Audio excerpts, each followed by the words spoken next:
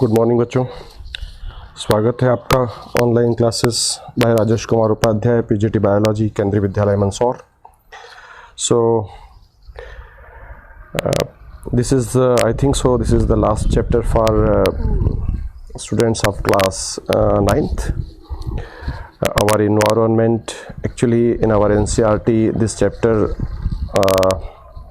is named as natural resources, but recently CBSE NCERT has sent a letter in which the name of this chapter mentioned as our environment, but all things are very similar in our NCERT as well as in that particular letter.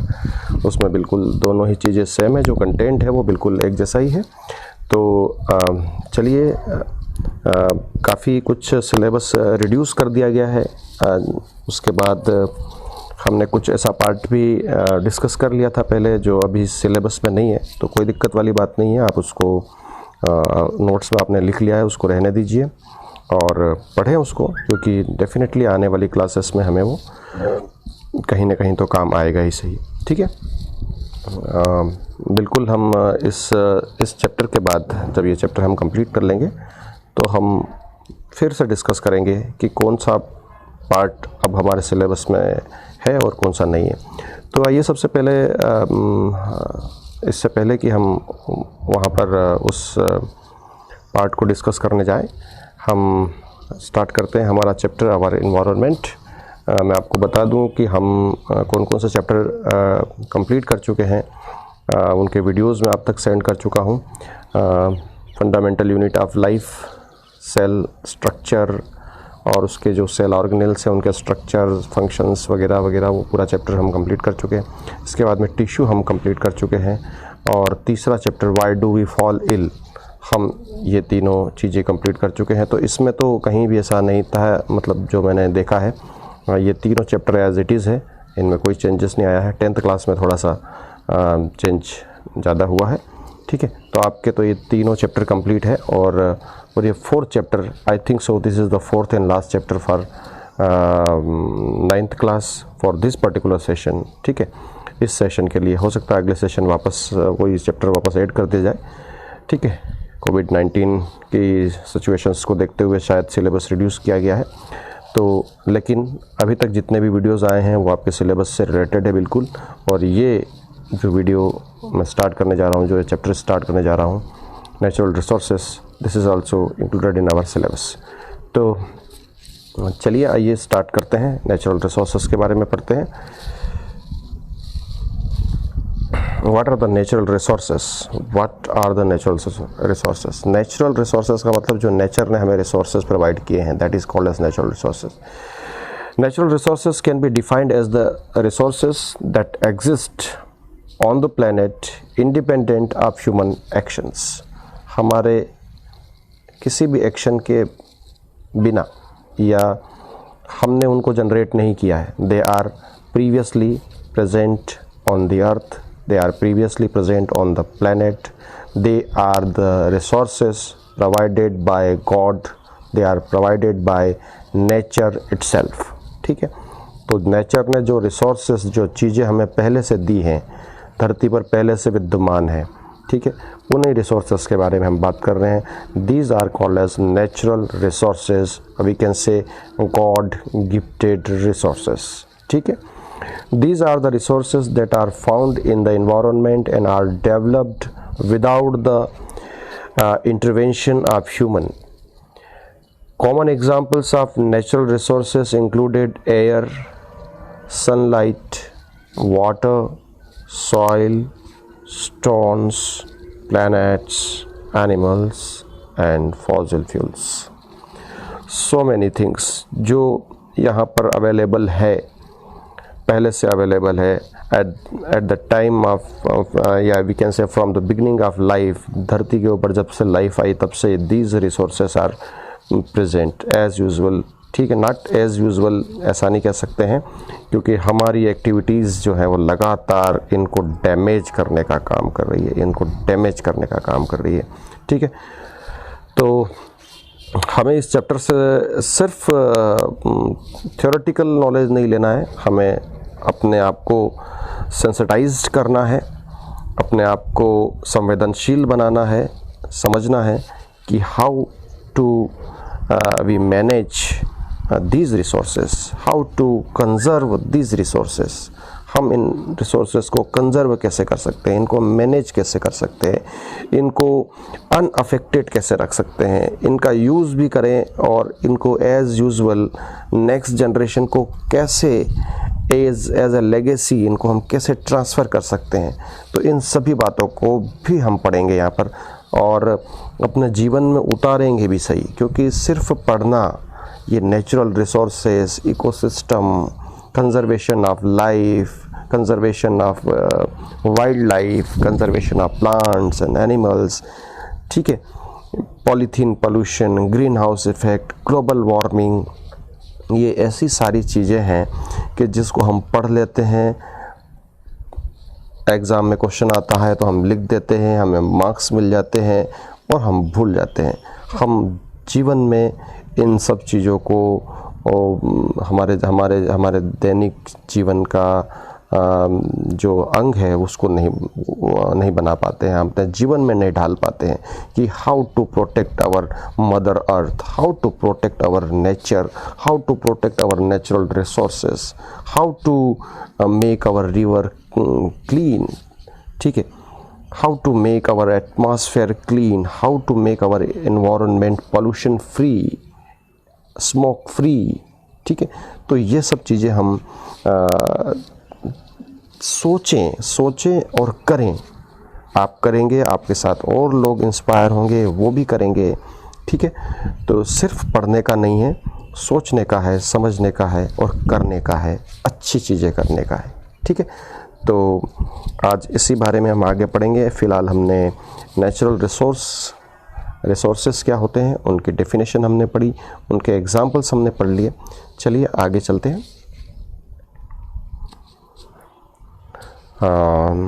हाँ, आइए आगे चलते हैं। Okay, so natural resources, what are the different types of natural resources, means we are going to discuss types of our natural resources based on the availability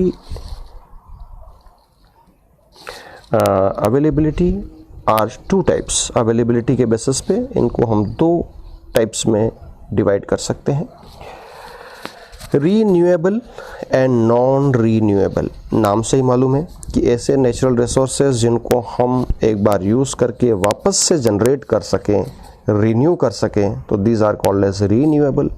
और दूसरे जिनको हम एक बार यूटिलाइज़ कर लें तो वो ख़त्म हो जाते हैं, उनको वापस रीन्यू नहीं कर सकते। तो ऐसे नेचुरल रिसोर्सेज को हम नॉन रीन्यूएबल नेचुरल रिसोर्सेज कहेंगे। चलिए अब स्पेशल साइंटिफिक लैंग्वेज में इस बात को कैसे लिखा हुआ है, renewable resources that are available in infinite quality, ठीक है। तो इसका मतलब ये कि वो बहुत क्वांटिटी में है, बहुत सारी क्वांटिटी में, and can be used repeatedly, are called renewable resources.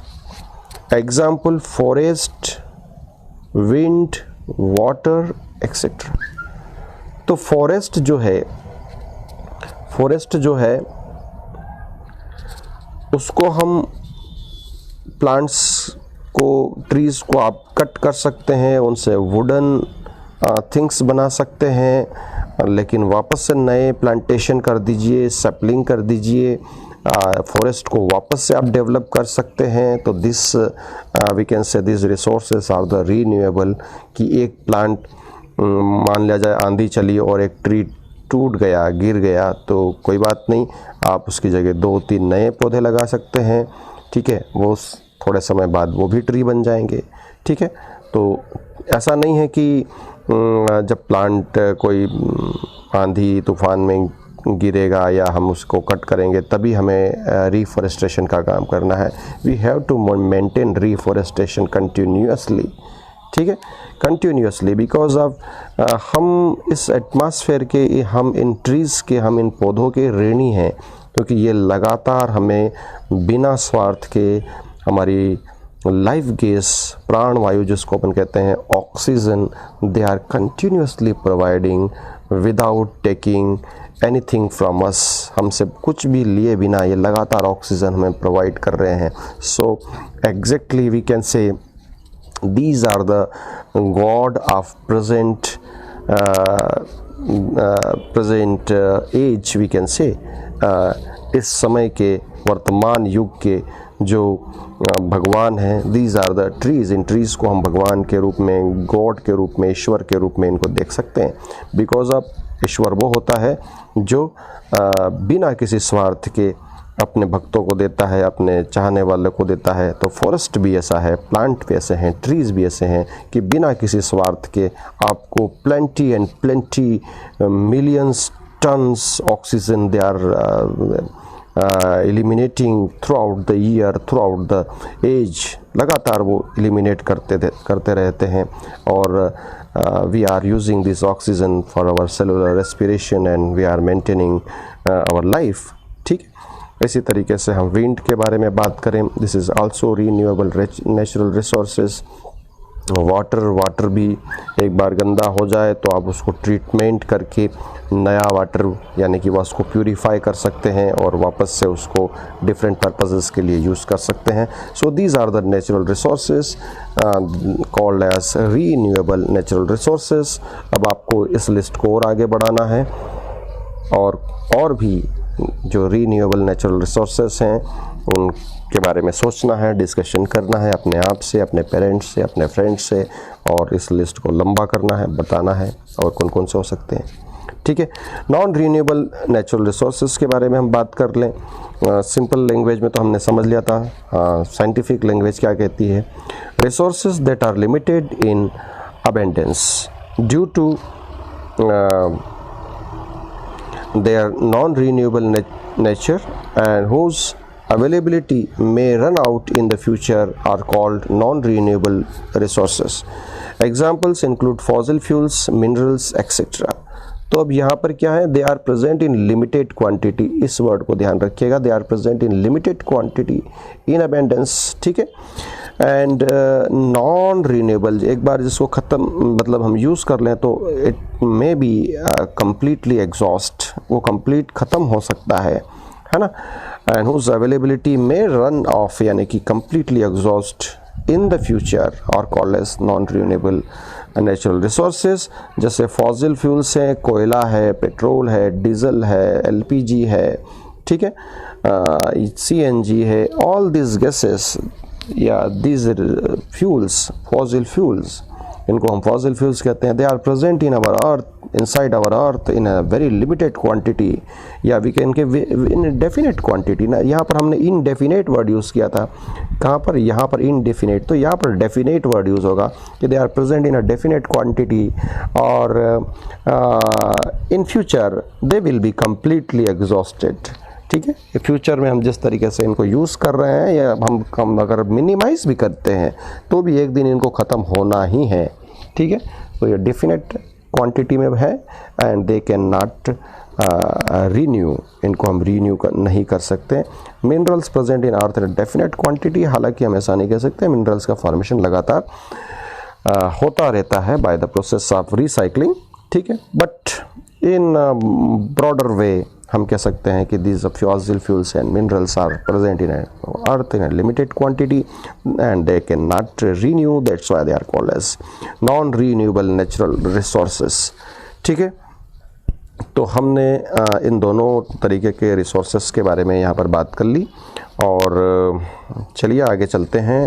हम इन दोनों में डिफरेंस देख लेते हैं एक बार कि दोनों में डिफरेंस क्या है। तो ये डिफरेंस हमारे सामने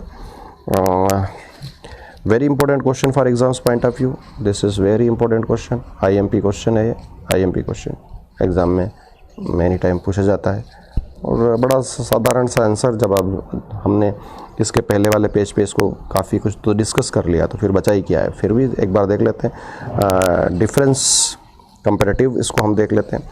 renewable natural resources, renewable natural resources, it can be renew as it is available in infinite quantity। ठीक है, non renewable, once completely consumed it can not be renewed due to limited stock, बिल्कुल हमने इसके बारे में बात कर ली। सस्टेनेबल इन नेचर, सस्टेन करने वाला है, नेचर में सस्टेन करने वाला है, रहेगा, आप इसको रिन्यू कर सकते हैं, that's why it is sustainable. And this is what exhaustible in nature, ये एग्जॉस्ट हो जाएगा, एक दिन ख़त्म हो जाएगा सारा के सारा, ठीक है। लो कास्ट एंड इन्वायरमेंटल फ्रेंडली, ये कैसे होते हैं, इनकी कास्ट कम होती है ना, जो चीज़ फ्री में और अनलिमिटेड होती है वो तो दुनिया में वैसे भी उसकी कीमत कम ही हो जाती है ना, ठीक है। जो चीज़ फ्री और अनलिमिटेड होती है, बहुत सारी होती है, तो उसकी दुनिया में उसकी कीमत वैसे ही कम हो जाती है। कोई बात नहीं। तो and the next one is high cost and less environmental friendly, ठीक है। कास्ट काफ़ी ज़्यादा है, फॉसिल फ्यूल्स आप देखते हैं, पेट्रोल डीजल के भाव कितने ज़्यादा हो गए आजकल, एलपीजी के भाव काफ़ी ज़्यादा हो गए, ठीक है। तो high cost and less environmental friendly, तो इन्वायरमेंटल फ्रेंडली नहीं है because of the causing different kind of pollutions and other side effects on the environment.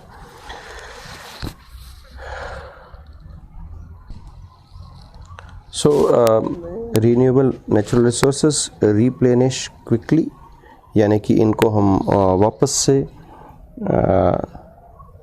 बना सकते हैं जल्दी से, टू फिल और बिल्ड अप अगेन, है ना, इनको हम रिफ़िल कर सकते हैं या बिल्डअप अगेन जल्दी से कर सकते हैं because of they are renewable, है ना। ट्रीज़ कट गए, आप प्लांट्स लगा दीजिए, जल्दी से ट्री बन जाएंगे, ठीक है, उनकी देख रेख करेंगे, जल्दी से वो बड़े हो जाएंगे। तो renewable natural resources can be replenish quickly, but non renewable natural resources replenish slowly और do not replenish naturally at all. जहाँ हमने मिनरल्स के बारे में बात की, तो मिनरल्स धीरे धीरे वापस से बन सकते हैं, ठीक है, लेकिन हम जैसे फॉसिल फ्यूल्स के बारे में बात करें तो काफ़ी स्लोली उनका फॉर्मेशन होता है, या हो सकता है कि ना भी हो, ठीक है। So this is the difference between renewable and non renewable natural resources.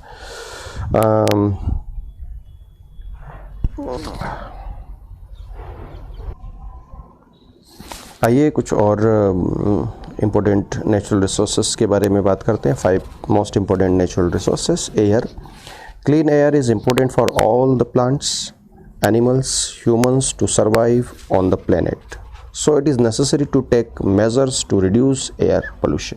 हमने स्टार्टिंग में बात की थी कि जो एयर है it is required for plants, plants के लिए भी रिक्वायर्ड है। ऐसा नहीं है कि प्लांट्स ऑक्सीजन रिलीज़ करते हैं तो उनके लिए एयर रिक्वायर्ड नहीं है, they are also taking carbon dioxide from the atmosphere, तो प्लांट्स के लिए भी एयर रिक्वायर्ड है। Animal is also depends on air, taking air to live the life. Humans also type of animal, वो भी, उनको भी एयर चाहिए, अच्छी क्वालिटी की एयर चाहिए, ठीक है। So it is necessary to measure to reduce air pollution. हमें जो एयर पोल्यूशन है उसको लगातार रिड्यूस करने की कोशिश करनी चाहिए, क्योंकि जहाँ पर हमें इन सस्टेनेबल इन्वायरमेंट बनाने की कुछ टेक्निक्स हैं जिसमें हम 3R कॉन्सेप्ट को यूज़ करते हैं। 3R concept, reduce, reuse and recycle, reduce, reuse and recycle, ठीक है।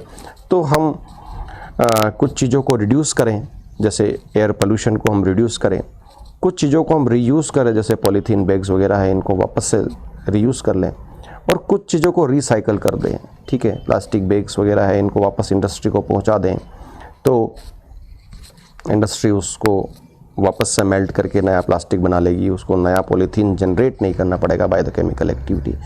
तो हमें यहाँ पर एयर पोल्यूशन के लिए इन 3R में से कौन सा R रखना है, हमें रिड्यूस करना है। Reduce the elimination of carbon dioxide into the atmosphere by different activities like releasing of industrial smoke and बहुत सारी चीज़ें और भी हम जो जलाते हैं, जैसे किसान लोग खेत में जो पार्ली जला देते हैं और उसके कारण काफ़ी स्मोक रिलीज़ हो जाता है।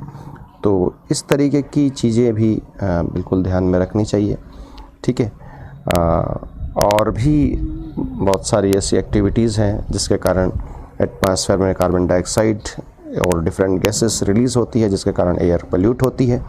ठीक है, चलिए आगे हम बात करते हैं water. 70% of earth is covered by water and only 2% of that is fresh water. हमारी धरती पे कितना पानी है? 70% earth is covered by water, लेकिन सिर्फ हमारे लिए पीने का पानी कितना है? 2%। इनिशिएटिव टू रिड्यूस, ये रिड्यूस है यहाँ पर, इसको रिड्यूस कर, reduce and regulate the use of water should be taken. ठीक है, so we have to take some initiative to reduce and regulate the use of water in our daily life. ठीक है, तो ये जो 2% क्यों रह गया? 2% क्यों रह गया? हालांकि definitely we can say the sea water is not drinkable water. ठीक है, लेकिन फिर भी हम जैसे हमारे जो अदर नेचुरल रिसोर्सेज के बारे में बात करते हैं, रिवर के बारे में बात करते हैं, पॉन्ड्स के बारे में बात करते हैं, वेल्स के बारे में बात करते हैं, ट्यूबवेल्स के बारे में बात करते हैं, डिफरेंट लेक्स के बारे में बात करते हैं, कैनल्स के बारे में बात करते हैं, तो यहाँ पर भी जो पानी है ना, वो पानी उसमें से approximate 2% water is only drinkable. ठीक है, तो धरती से लगातार जो पीने वाला पानी है ना, वो लगातार कम होते जा रहा है by because of our we can say very bad activities, है ना।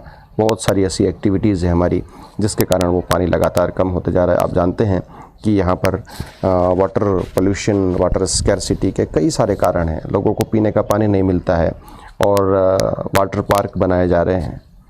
ठीक है, ये एक छोटा सा एग्जांपल मैंने आपको दे दिया कि जिस शहर में लोगों को अच्छा पीने का पानी नहीं मिलता है, पानी खरीदना पड़ता है, 20 रुपए की एक बोतल आती है, लगभग 15 से 20 लीटर पानी की, वो लोगों को ख़रीद कर पीना पड़ता है। और उसी शहर में आप देखेंगे तो हज़ारों करोड़ों लीटर पानी से वहाँ पर एक वाटर पार्क बनाया गया है और लोग वहाँ पर एंजॉय करने जाते हैं, नहाने जाते हैं, पानी गंदा करते हैं। ठीक है, so this is what mismanagement. सबसे पहले वाटर फॉर ऑल, ये लिखा हुआ है हमारे एनसीईआरटी में, वाटर फॉर ऑल।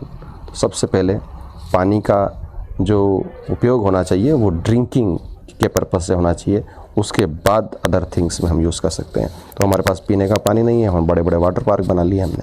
ठीक है, so this is the bad activity by human beings by which our drinkable water is gradually decreasing day by day.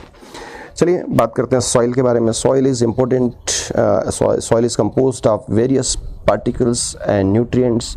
It help plants to grow.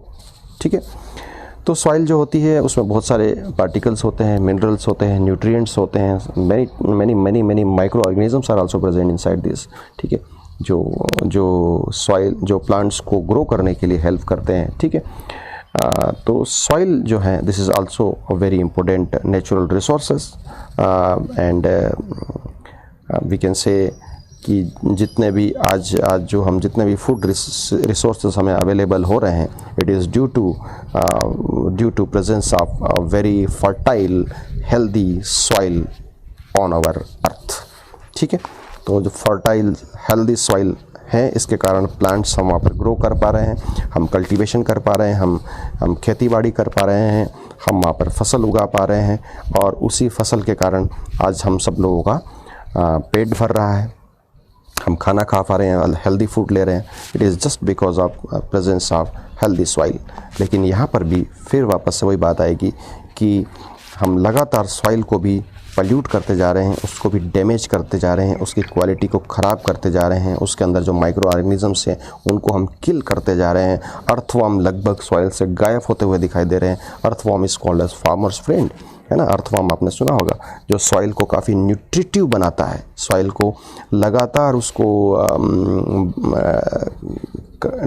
Decompose करता रहता है और उसको न्यूट्रिटिव बनाता है, उसको हार्ड से सॉफ्ट बनाता है।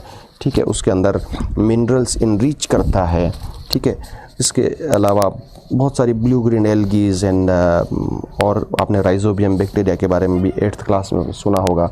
सो these blue green algae and rhizobium bacteria, they are helpful to fix atmospheric nitrogen and by which they increases the nitrogen percentage in the particular soil. और उस नाइट्रोजन के कारण प्लांट्स जो होते हैं वो अच्छे से ग्रोथ करते हैं, वो अपने अमाइनो एसिड्स बनाते हैं, अपने प्रोटीन्स बनाते हैं, टिश्यूज़ बनाते हैं, अच्छी फसल वहाँ पर पैदा होती है. तो लगातार सॉइल में फर्टिलाइज़र्स, केमिकल्स, वीडिसाइड, पेस्टिसाइड्स हम लगातार यूज़ करते जा रहे हैं, हमारे फार्मर्स यूज़ करते जा रहे हैं.